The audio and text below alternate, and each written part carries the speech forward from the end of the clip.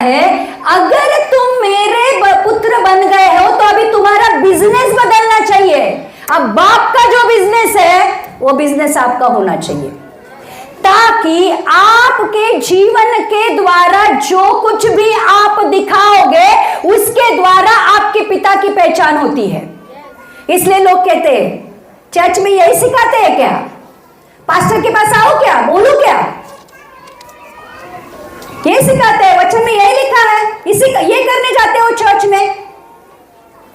हमारे स्वभाव के द्वारा हमारे पिता के स्वभाव की पहचान होती है। इसलिए सिर्फ चुना गया हूं, मैं परमेश्वर का पुत्र हूं, मेरे लिए योजना है, खुश मत होना। अब जिम्मेदारी है। आदम को अधिकार दिया, आशीष दी, लेकिन जिम्मेदारी भी दी थी कि उस वृक्ष का फल नहीं खाना, खाएगा तो अवश्य मरेगा। तो परमेश्वर के पुत्र के रूप में कुछ खाना नहीं है, क्या पीना नहीं है, कहां उठना नहीं, कहां बैठना नहीं, क्या नहीं बोलना, ये हमारी जिम्मेदारी है। कितने लोग समझ रहे हैं?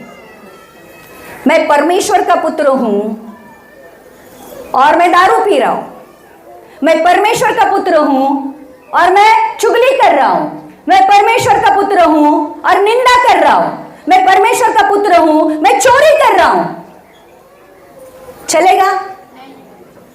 किसके नाम की बदनामी होती है? प्रियो, अगर उसने तुम्हें चुना है तो खुश मत होना कि मैं परमेश्वर के द्वारा चुना गया। देखो, एक पॉलिटिशियन, एक एमएलए जब लोगों के द्वारा चुना जाता है तो बहुत नामचीन होता है, बराबर? जब लोग उसको चुनते हैं तो उसको पद मिलता है। ध्यान करो कि राजाओं का राजा, प्रभुओं का प्रभु, स्वर्ग और पृथ्वी का निर्माण करता ने आपको चुना है। कितनी बड़ी बात है।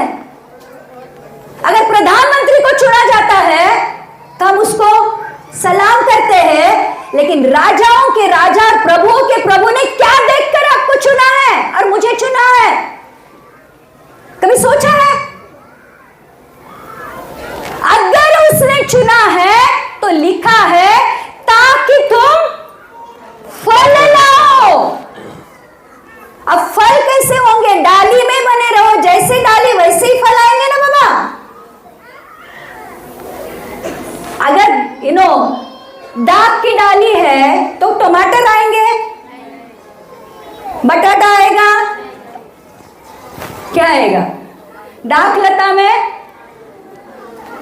कितने लोग समझ रहे हैं? तो अगर